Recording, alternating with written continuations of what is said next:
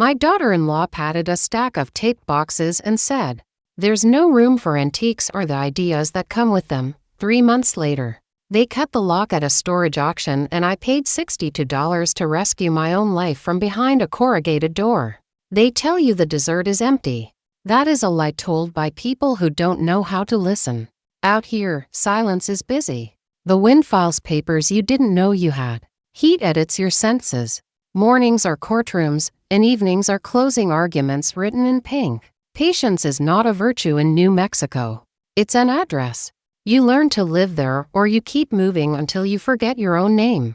My name is Evelyn Ruth Carter, though anybody with a pie on their mind calls me Evie. I am 81 on paper and somewhere around 42 in mischief. I'm 5'3" on a good day when the grocery cart doesn't judge me, and I own a blue cardigan with a snag near the cuff that has endured 3 cities, 2 husbands, 1 war, and 1,000 Thursdays. I keep a key under the sugar bowl because I like the way safety sweetens. My son, Daniel, married a woman named Tori who photographs countertops the way Scouts salute flags. Her kitchen has rules. Her life has a color palette. She arranges people like she arranges fruit, only the unblemished make the bowl. In public, she is the kind of friendly that looks rehearsed. In private, she speaks and edits. The day she put my boxes into Unit 17 at mile marker storage, the sun sat on the asphalt like a cat that owned the road. I had flown in with a suitcase, a tin of pecan sandies, and a list of appointments for my new doctor. I watched Tori label the boxes with a marker and tidy, decisive strokes. Linen's old, books musty, sewing machine heavy. And on the one that held the things that hurt and heal in equal measure, "Misk, just until we sort," she said, smiling the way a sign smiles when it says nitrogen monoxide parking anytime. You know how clutter gets. Clutter, I repeated. The way a person repeats mercy to see if anyone else in the room recognizes the word. Daniel kissed my cheek like an apology that had learned how to be silent. "It's temporary, Mom," he said. He had always been good at temporary. He just never told you how long it would last. They promised we'd open the unit the following week. Life, it seems, enjoys drafting other plans with a pencil you can't see. Daniel's job called him to Phoenix for a stretch. Tori began a campaign called Breathe, Edit, Curate, which, near as I could tell, meant throwing away mail, avoiding phone calls, and hosting strangers who talked about brand tone as if that were stronger than sunblock. When I asked for the key, Tori said, without looking up from a picture of a bowl, "Oh, the storage is safer. They keep track of things there. There is a particular courage in saying a wrong thing confidently." A month later, I asked again. She smiled like an intermission. "They put a lock on those units, you know," she said, which was not an answer so much as a sign that she had one she preferred. I waited. I visited my grandson, Max, at his art club. He draws dragons that look like they have opinions about zoning laws. He hugged me with elbows like parentheses. I baked pecan sandies in the motel kitchenette and paid attention to the oven like it was a person with a story it was shy to tell. I walked at dawn because hope is easier then. I held my tongue until it felt strong. On a Friday morning, the motel clerk slid a postcard under my door with the mail. It had a photograph of balloons that did not look like our sky and a font that wanted to be believed. Behind it lay an envelope addressed to occupant and, as often happens in this life, the part meant for someone else knew where to find me. Notice of lien sale, mile marker storage, date, time, units. The list looked like a roll call at a school no one wanted to attend. 12, 17, 22, 39. I walked to mile marker storage with the envelope in my purse and patience in my shoes. The manager, a woman with a braid like a rope ladder and a name tag that said Linda, looked up when I stepped into the cool office that smelled faintly of cardboard and evaporative cooler. "Ma'am," she said, with the practiced kindness of a person who finds a lot of lost things. "I'm here about the sale," I said. "And about Unit 17, she typed. The computer considered. "Rent unpaid 90 days, she said softly. 3 notices sent. We have to auction by statute. Cash only." She looked at me. "You connected to 17. "My son rented it," I said. "My things live there better than I do." She winced. "Humans strong under policy. If someone pays the back rent before the auction starts, it cancels the sale," she said, in the tone of a person who hides a life preserver in a suggestion. I thanked her and called Daniel. His voicemail answered in the voice of a cheerful man who had outsourced urgent things to air. Tori did not pick up. When she finally texted back, it was a photograph of a sun hat on a stone wall with the caption, "Self-Care Day." I looked at the hat and thought about how many things call themselves protection and are not. Saturday came dry and declarative. The sun climbed a ladder of its own making. A crowd gathered at the row of units like people do when luck is about to be mistaken for strategy. Men in caps who could spot a power tool by sound. A woman with a clipboard and folding chair who had planned for the waiting. A teenager with a notebook who looked like he had learned English from auctioneer videos. A man in a shirt that said AZ Liquidators bounced on his heels. Linda stood with a bolt cutter like a sheriff of small empires. "You can look from the doorway," she said, "standard law of this small world. No stepping over the threshold. Bids are cash. We cut the locks, you see the poem, you decide what you think it means." They cut the lock on 12, the door rolled up with a GarageBand sound, boxes, a bike frame, a lamp with the wrong shade. Bids flowed like summer syrup, sold. The lock on 17 was next. The cutters bit. The door rose. It is a particular sensation to see your life in a dim rectangle with the names rubbed off. I saw my singer featherweight in the back, black and brave, the gold decal still fancy. I saw the brown showbox my first husband kept his chess pieces in, the ones with the scuffed knights who looked like they disapproved of hurrying. I saw my sugar bowl from the farm kitchen in Kansas with its blue forget-me-nots pushing the command like a prayer. I saw Max's cedar box, small and hopeful, that he had made in shop class and given to me with a note that said, "For secrets that don't want to be alone." I saw a lot of my life. I did not step over the threshold. You should know what lines are for. "All right," the auctioneer called, voice bright as a bell that reminds you of rules. "Who'll start me off? Unit 17, what do you say, what do you say?" I raised my hand. 20, I said, as if that were a steady thing. A man with a cap said 30, with the confidence of someone who had learned the price of everything and the value of loud. 40, I said, because I had counted my cash slow last night like a person who reads a psalm aloud to feel every word stand up. 50, said a woman who squinted like she could see money behind dust. I met the woman's eye and smiled the smile grandmothers use when they hand you an extra cookie you didn't earn. 62, I said, because it was what I had left after I promised my motel room I would respect it. Silence does a lot of work in the desert. The auctioneer tapped his book with a pen as if that pencil could conjure another bid. No one spoke. He lifted his hand. Sold, 62, to the lady with nerve. They cut the rest of the lock, slid it off like an old mistake, and handed me the manager's key. Linda's eyes shone with a world that had decided to be kind for a second. "You got a day," she said. "Bring your own padlock when you leave." I squared my shoulders. An old house settles and still can be strong, and lifted the door the rest of the way. Heat breathed out. I stood at the line and said, softly so only I could hear it, "Good morning, darlings. We'll take you home." From the doorway, I worked. I wrote contents on the back of grocery lists with a pen that had survived a lot. A young man, the teenager with the notebook, hovered. "You need help?" he asked, voice careful, like a respectful knock. I considered. Pride looks like a straight back. Wisdom looks like forward momentum. "What's your name?" I asked. "Rico," he said. "I'm Evie," I said. "If you can move without stepping in, I could use hands." He nodded. We passed boxes like a faith handed down gently, with agreement. He did not ask questions he hadn't earned. I appreciated that like shade. By sundown, the singer was in the back seat of a ride-share with instructions to the motel.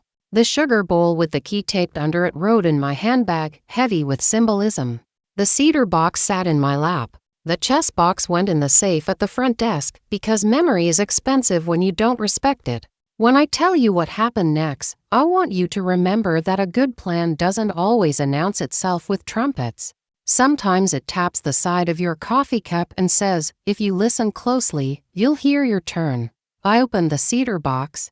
Inside was a thin envelope with my name written by a hand that could have signed for me in a Storm Daniels. From when he was a boy, and all his words leaned slightly to the right like they were driving a SLOW car. The note said, "For when you want to fix a day." Under the note lay my spare house key from Kansas, the old stone house with the porch that sighed in spring, and a book of stamps. I smiled, because the world likes a good circular story. I put a stamp on a long letter anyway, because formality makes some miracles more comfortable. Then I wrote. I wrote to the storage company and thanked them for running an honest auction. I wrote to Tori and told her I had found my sewing machine. I wrote to Daniel and told him I had found my patience. I sent a letter certified to my own small conscience that said, "Do not let anyone put your life behind a lock again without your say." I also wrote one letter to the church around the corner, the one with the cracked bell that still believed in duty, where the Tuesday pantry people always needed tablecloths and mending. "I have a singer," I wrote. "And to good hands. Do you have torn hems and tired flags?" They called the next morning like a relief map. Every Thursday after that, I set out a card table at the church hall under the stubborn ceiling fan and hung a sign made from the back of a cereal box. "Thursday mending free," a line formed of people you already know even if you haven't met them. A nurse whose scrubs had a rip from catching a falling person. A kid with a backpack that had learned too much. A man who needed a button for the shirt he wore to court and didn't want to say court out loud. A woman whose American flag had frayed where it tried to say too many things at once. I threaded the needle, and stories threaded me. I repaired. I listened. People paid me in peaches, in thank yous, in news, in the quiet this world does not give free. Rico came and learned how to set sleeves and how to keep secrets. Max came and drew signs, neat ones, with dragons wearing thimbles and smiling about it. We called it the threadbare table. Everybody sat. Tori arrived on the third Thursday like a person who has heard her own name whispered by a fact. She stood at the edge, sunglasses positioned like a shield the sun does not respect. In her hands, she held a folded tablecloth, linen white with a mustard stain shaped like a map of Europe. "I thought maybe you," she began, and stopped. It is a hard thing when your vocabulary fails in front of the person you edited out of it. I took the tablecloth. "Of course," I said, "because mercy does not ask for a speech first." She watched me pre-treat the stain with a mix of things my mother believed in and science does not mind.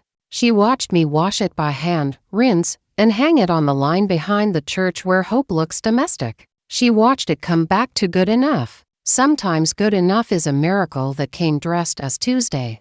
"Tori," I said, when her shoulders loosened enough to be human, "I don't mind new rules. I do mind pretending people are boxes." I didn't mean, she started, then did something brave. She let the sentence end. "I know," I said. "But mean isn't needed for harm to happen." She swallowed. "I didn't open the mail," she admitted. "For the storage. I kept putting it aside. It made me feel messy. Order isn't a virtue if it's just fear in a better outfit," I said, tying a line with a knot my hands know in their sleep. She looked at the linen, at the sign, at my singer purring like a cat with good work in its teeth. "You bought your own things back," she said, slow, like a person translating herself as she goes. "I did," I said.